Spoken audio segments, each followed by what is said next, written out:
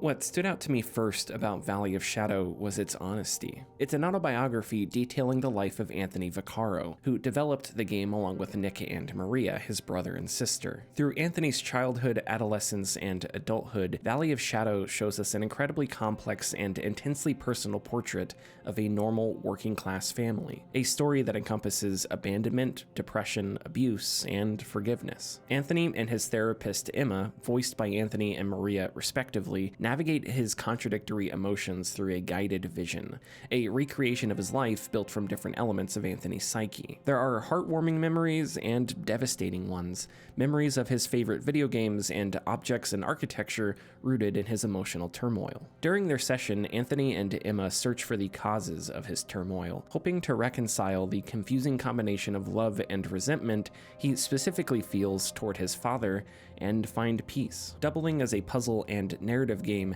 Valley of Shadow is filled with actual family photos and home videos, providing a candid depiction of Anthony's early family life. It can be, at times, a difficult experience. Anthony admits to bullying his little brother, and there's even a home video where you hear it happen. The neglect and abuse Anthony suffers manifests in unhealthy behaviors, and later in life leads to severe depression and an attempt at suicide. Like therapy, though, Valley of Shadow is not a place for judgment or condemnation, but reconciliation and acknowledgement. I think almost anyone will find something in Valley of Shadow relatable. If you were born in the 80s or early 90s, you probably have grainy, sepia-toned pictures of yourself and your family just like these. You may also have old VHS tapes of you and your family doing nothing of consequence except spending time together. But perhaps more relatable and more potent than those things is interpersonal conflict. The crux of Anthony's journey is his relationship with his father, a workaholic who struggled with alcoholism, depression, and suicidal thoughts,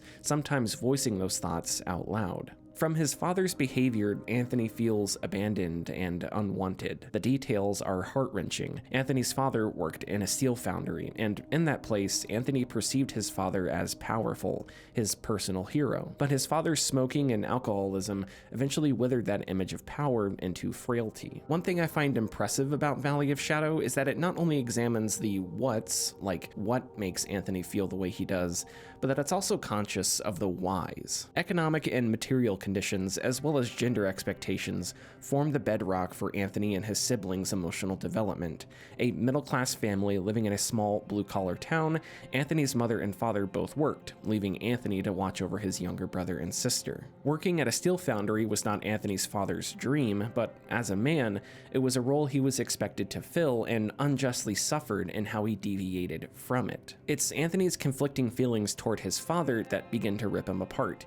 He deeply admires and loves his father, but also feels a distance and emptiness in their relationship. He wants to be closer to and loved by his father, but that collides with a resentment of his father's absence and a fear of becoming like him. The photographs and home videos you find around Valley of Shadow are in some ways deceptive. It is strange to see these photos and square them with the tension you see in their relationships, but it also makes sense. Families, like people, are not straight lines. The love we see in these photos and home videos is real, and this incoherence is, again, relatable, and gives us a better understanding of Anthony's emotional contradictions. There are a lot of family photos, probably more than is necessary, but it feels to me like an enthusiastic sincerity, perhaps to speak to other people with similar experiences, or to handle personal trauma in a healthy and productive way. In many of them, you may see yourself. Despite the personal content, Anthony's story is delivered at times like a fictional narrative. Foreshadowing, twists, and reveals are delivered in ways that are creative and don't always feel autobiographical. That Valley of Shadow is able not only to share a real family's personal history, but deliver it in a way that is engaging and interesting is, I think, admirable. Some of the details in Anthony's life made me angry. He was mistreated and abused. His mother hit him. But these details aren't here as a form of retribution. I think they're here to help us understand and gain a fuller image of Anthony's life. Being open about this ugliness, this reality, as a way to tell a story about how things can get better,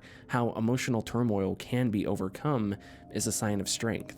After its honesty, what I noticed next about Valley of Shadow was that it's an excellent puzzle game. It's ambitious, creative, and fun. The first 3 quarters are pretty puzzle heavy. You move from room to room, solving puzzles and gaining small insights into Anthony's life and relationships. When introspection becomes too painful, Anthony anchors and returns to his childhood home. Like the photographs you find throughout the game, Anthony's home is filled with important, specific moments in his life that are responsible for the person he is today. Considering how much story there is here, I think Valley of Shadow strikes a nice balance between narrative and gameplay sections. The art direction is blunt but purposeful, referencing things that affected Anthony's childhood and where he can physically feel the stress of his emotions in his body. The overwhelming presence of beer cans and cigarettes may not be subtle, but that's also the point. They were an overwhelming presence of his and his siblings' real life. You'll notice that a lot of the writing in Valley of Shadow is coded. The actual text includes references to other games and writings from William Blake's Songs of Innocence and Experience, a collection of poems on Christianity, religion, and labor, among other things. Why the words are coded, I don't know.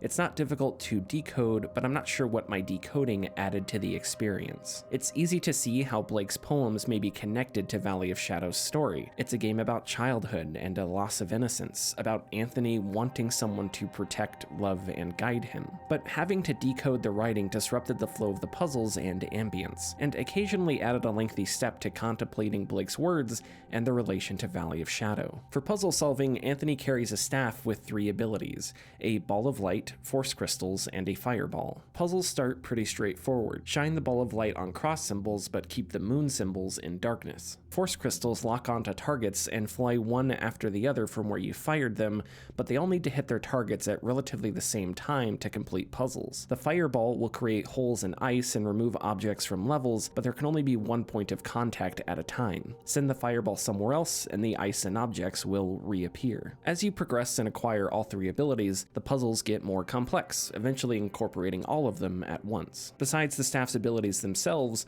there's also a little platforming and a few other twists that make puzzles more challenging and the puzzle mechanics deeper. The mainline puzzles are interesting, clever, and relative to other puzzle games, slightly on the easier side, even after the complexity ramps up. There are also optional puzzles that deviate from Valley of Shadow's standard mechanics, complete with cheeky, copyright-safe references to other video games and nostalgic Easter eggs as rewards. The optional puzzles tend to be tougher, and while a few come with hints, some of them were a little too ambiguous for my taste. In Valley of Shadow's final few hours, it alters its puzzle gameplay in a way that better fits its storytelling and does so in a way that may not be immediately obvious. As one example, late in the game, the staff is taken away, but its abilities still work. The screen is just tinted in the color of the ability you have equipped. From a narrative standpoint, these changes are appropriate and meaningful, but I wouldn't fault anyone for suddenly getting hung up on a late game puzzle, as I did a couple times. Those minor hiccups aside,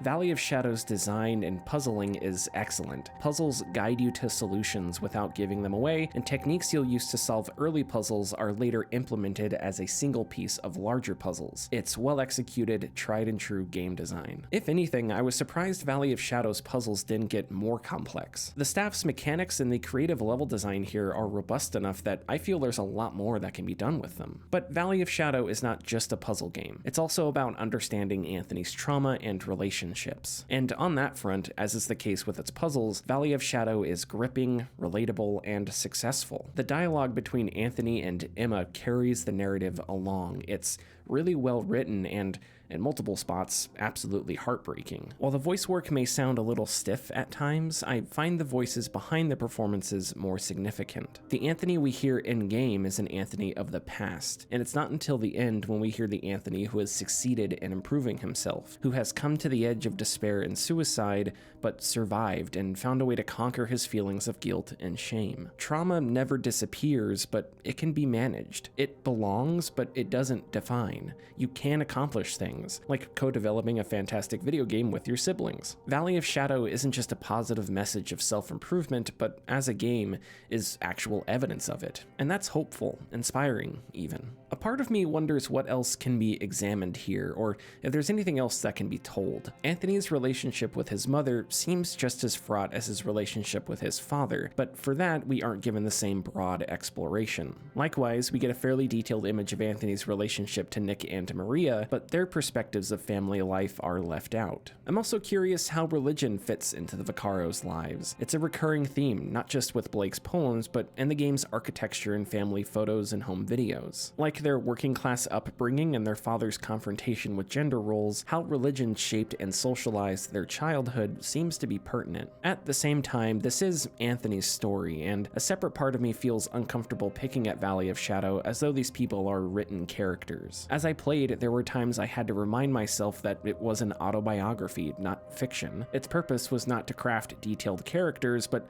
tell a story about real people. And the Vaccaro siblings are just that, people, just normal people. I imagine it must take a certain level of mutual understanding and comfort to air some of the details we see in Valley of Shadow. While mental health is continuously being destigmatized, I think, right or wrong, conversations about familial discord remain something our culture reserves, protected from judgment and misunderstanding. But perhaps I shouldn't have been as surprised at Valley of Shadow's candor as I initially was. For a story like Valley of Shadow to have meaning, it needs honesty. And through that honesty, I think we find relatability and sympathy, which makes Anthony's emotional turmoil, while still painful and difficult, less formidable of an obstacle.